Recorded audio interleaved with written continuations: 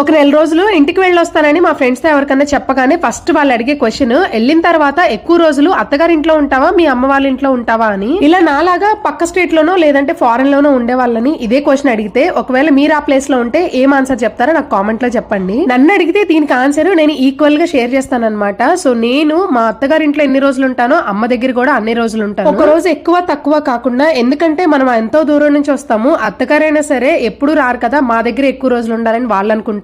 So అమ్మ వాళ్ళు ఏంటంటే ఎప్పుడు నా కూతురు నా ముందు ఉండదు కదా, నా దగ్గర ఎక్కువ రోజులు ఉంటే బాగుండని వాళ్ళ మనసులో అనుకుంటారు. అందుకే ఈ విషయాన్ని దృష్టిలో పెట్టుకుని ఇద్దరికి న్యాయం చేయడానికి చూస్తాను. కానీ ఫర్ ఏ చేంజ్ ఈసారి మాత్రం నేను మా అమ్మ దగ్గర ఎక్కువ రోజులు లేను. ఇంకొంతమంది అడుగుతారు, మీ అమ్మ దగ్గర అన్ని రోజులు ఉంటానంటే మీ వారు మీ అత్తగారు ఊరుకుంటారా, ఏమనరా అని చెప్పి. అదే మా ఇంట్లో వెళ్తామంటే మా అత్తగారు మొహం మాడిపోతుంది, మా వారేమో అన్ని రోజులు వద్దంటారు. నిజంగా ఇలాంటి వాళ్ళు ఉంటారా? నాకైతే అసలు నమ్మబుద్ధి అవదు. మన సొంత తల్లిదండ్రుల దగ్గరికి వెళ్ళడానికి కూడా ఇన్ని రెస్ట్రిక్షన్స్ అంటే అసలు ఈ పెళ్లే అనవసరం అనిపిస్తుంది.